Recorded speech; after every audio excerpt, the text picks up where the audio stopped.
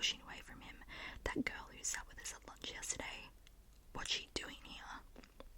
I froze at the sound of my name. Yeah, her, Cole answered. She's living with us. Unflipping believable, Erin said loudly, her face twisting in anger. That's why you've been spending time with her. You like her, don't you? Cole didn't answer. The following silence was static and uncomfortable, unbearable even, and I stared at Cole, willing him to answer. I barely know her, he said eventually. You obviously know her well enough to invite her to sit with us at lunch. You know me, he said back. It's no big deal. Not a big deal. Are you serious? She's living under the same roof as you, Erin hissed. Yeah, I'm completely serious. Why are you overreacting? It's not like you're my girlfriend. It was the wrong thing to say. With a splash, Erin swung around and swam to the edge of the pool. When she started climbing out, Cole groaned and chased after her. Babe, are you really going to act like this right now? He asked, trying to pull her back into the pool. Erin shook his hand off. Until you start acting like my boyfriend. Don't call me that. I'm leaving. She plucked her purse off one of the pool chairs and stomped down the deck steps into the backyard before disappearing around the side of the house. There was silence again, and in that moment I realised that Nathan might be wrong about some of the girls at Valley View High. Erin didn't seem very accepting of Cole's player behaviour. Maybe I stood a chance after all. Cole slapped the surface of the water before raking his fingers through his hair. Even from a distance I could see his lips curling with anger, and as if sensing me, he looked up at my window. I barely ducked in time, and with my heart racing against my chest, I retreated toward my bed and out of view. Peering down into the box, I discovered that I was finally done unpacking. There was only one item left inside to give a new home to, and I knew exactly where to put it. The picture frame was a shimmery gold, and the middle edges swirled like lace around the photo of my mother and me. I positioned the picture of us on top of my dresser next to all the other frames I'd set up, and took a step back. Ever since I was young, people had said how similar we looked, even if I couldn't see it. It's the hair, I would tell them. We have the same hair. My mother laughed at the comparison, not because she didn't think we looked similar, but because to her, we were nothing alike. And we weren't. Growing up, it didn't take long for me to realise how incredibly different my life was compared to the rest of the world. Most people had one house, not 4 vacation homes in different locations around the world, 2 beach properties, one on the east coast and the other on the west, and one luxury penthouse on the upper east side of Manhattan. In the first grade, I visited a classmate's house to work on a science project and was shocked to find out that she did chores. I always had maids to clean them after me, to fold my clothes and put away my dishes. Chauffeurs didn't drive every car on the road. Most people drove their own. And owning a private jet, that wasn't normal either. My dad was the definition of successful, and it was a lot, maybe even too much, to live up to. I tried anyway. I had to for my mum. In school, not only did I have the highest GPA in my year, but I also became the student council president and head of the yearbook committee as a freshman. During the summers, I interned at my dad's company, while at the same time helping my mother plan her autumn charity ball. My life was busy, but never in a hectic, out-of-control way. I organised my time, every minute of every day, within the confines of a little black day planner. What drove my mother crazy with a list, every task I ever needed to complete, whether redecorating my room or doing my nightly homework, was tackled using an orderly to-do list. The most important business went on the top, and by the time I reached the bottom, I could be safe in knowing that I hadn't forgotten anything, because after all, those were the worst surprises, weren't they? The stuff you didn't plan for, or didn't plan enough for, that made everything less perfect. So where I was cautious, aiming for perfection, some impossible abstraction, my mother was the opposite, wild, spontaneous, carefree. There was a reason why the designs by Joel and Howard was one of the Manhattan's most popular fashion houses. Angeline Howard was willing to take chances, to leap without looking. Jackie, she would say, you can't control everything. Roadblocks, little unexpected bumps, they're all part of living. I disagreed.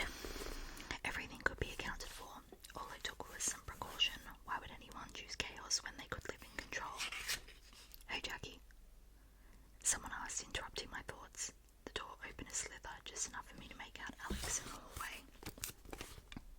Yes, I asked, pulling it open all the way. My mum wants to know what type of dressing you like on your salad. I'm fine with whatever. Okay, thanks. Dinner should be ready in 10, he said, returning away. Returning. Wait, before you go. I spun around and grabbed the Shakespeare play off my bed. Here, I said, handing it to him. Take it. What's this? He asked, looking down at the cover. A Midsummer Night's Dream. Remember? I read yours and you read mine. Right, he said, grinning up at me. Book swap. So boys, said Catherine, unfolding her hands up to George-led Grace. We were all seated for dinner, with the exception of Will, who had returned to his apartment the day before. Who wants to fess up for wrecking the shower curtain? I almost dropped my plate, which I was holding up so Nathan could scoop a serving of mashed potatoes onto it. Somehow, over the course of the day's events, I'd forgotten about this morning. Most of the boys snickered, and I knew that they knew. Jack and Jordan must have shown the footage of me rushing out of the bathroom. I could picture them in my head, all crowded around the small device, laughing as I shrieked on screen. Don't anyone try to blame this on Zach and Benny like the noodles in the washing machine incident. Since they were at the dentist with me, they have an exceptional alibi. I know who did it, Lee said, words spurting past his lips almost as if he hadn't been waiting for her to ask. When he didn't respond immediately, Catherine pursed her lips. Well? Lee picked up his cup and took a long, antagonizing sip of water before setting it back down. I'm not one for tattling, he said with a shrug. Why don't you ask Jackie? He turned to me and cruel satisfaction flickered in his eyes. Jackie, Catherine said, laughing. She shook her head in dismissal. Now that's the most ridiculous thing I've heard in ages. I didn't know what to say to this, since the notion of me ripping down someone's shower curtain was, in fact, ridiculously unbelievable, but unfortunately it was also the truth. I couldn't lie. I'm so sorry, Catherine, I said, hanging my head. At the sound of my voice, her head snapped up to look at me. Jackie, she paused, clearly confused. Finally, why on earth would you do that? Her question roused another round of laughter. I didn't mean to ruin anything, I tried to explain, but after my shower, I really needed to, cover up. George narrowed his eyes in suspicion as if he knew something fishy was going on. Didn't you remember a towel? This was the point of no return. I could either lie, letting Isaac get away with it, or explain the entire story so my actions would be justified. But if I told Catherine and George what really happened, Isaac would most likely be pissed, and that could come back to haunt me. On the other hand, if I rolled over it and let it go, the boys might take that as an open invitation to torment me.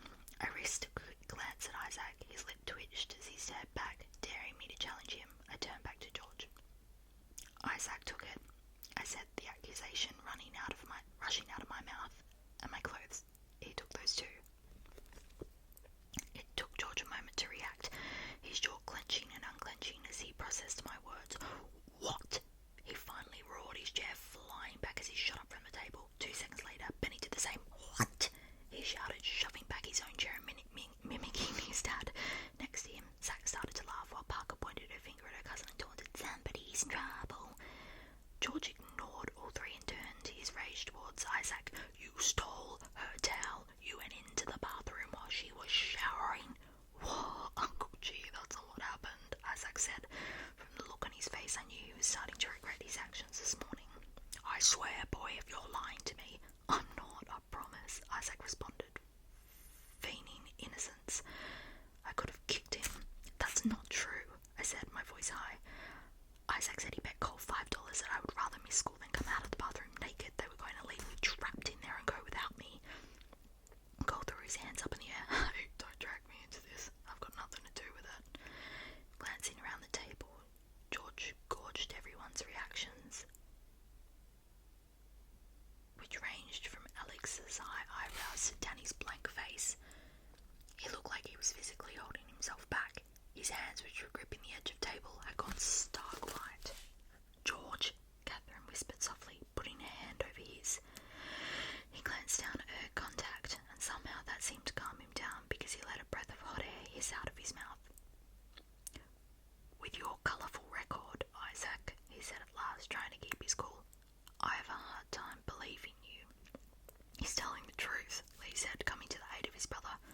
It was the first thing he'd said since ratting me out, and I couldn't tell from the look on his face that he was enjoying the chaos he'd caused. He was in our room all morning trying to get a paper done. I saw him.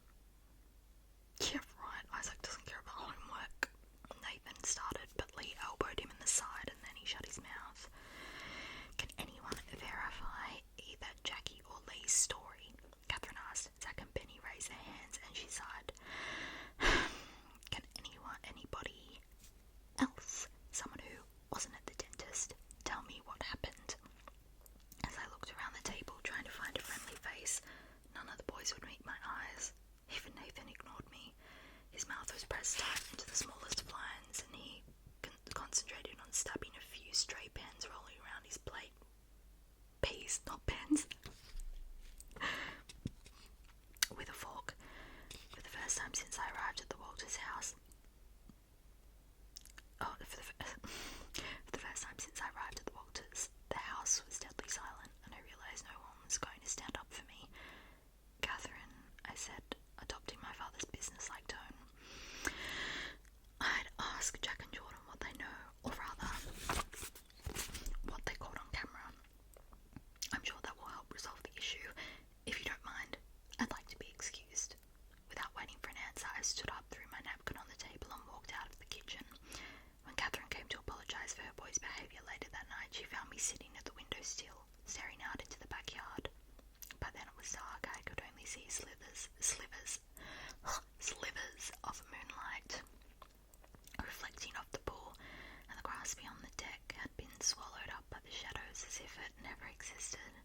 Half an hour before, I'd heard angry shouts from the kitchen, and judging by George's tone, one of the boys was in deep trouble. Now everything was still. "It's strange," I told her when she came and stood next to me. "How empty it feels here." "Empty?" she asked, a look of concern on her face. I offered her a small smile, knowing that she'd misunderstood me. Back home, when I looked out my window, I started to explain. Even if it was night time, there was always something out there, light from the lampposts that ran along the streets, a stray taxi screeching around a corner, someone walking their dog. The dark is so thick here that when it gets quiet like this, there doesn't seem to be anything out there except emptiness.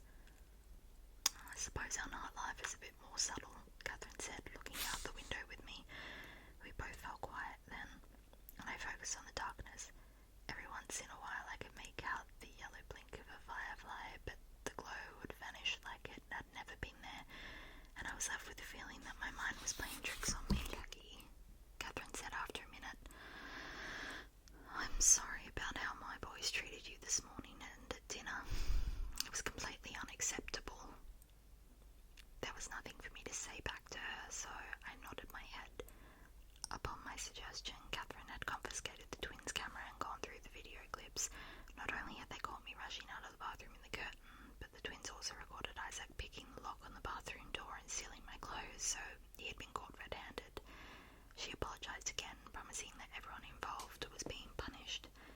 And when I told her I would pay for the damage I caused, she laughed. The cost of the curtain was coming out of Isaac's allowance. She stayed for another 15 minutes or so and chatted, asking me questions about my first 2 days of school and how I was settling in. I figured it was her way of checking up on me, making sure that everything was okay. "I'm fine," I told her. I swear. I mentioned that I'd made some new friends and my classes were easy, unimportant fluff to keep her happy. In reality, I was just going through the motions. Wake up, shower, go to school, sleep. Colorado was just a bookmark between the pages of my life. The place I had to stay until I was old enough to go home. Worn out from my long day, I was yawning by 10, so I collected my toiletries and headed for the bathroom. Not surprisingly, when I stepped out into the hall and saw Lee, he scowled at me before sweeping into his room and slamming the door behind him. I stood in the hallway, taking in his angry attitude. He must have gotten in trouble for lying. I wasn't bothered by the fact that he'd aligned himself with Isaac at dinner, throwing me under the bus with blatant lies. Lee had made a point of being rude to me since I'd arrived, and I expected nothing less from him. But with Nathan, it was a different story. Notes of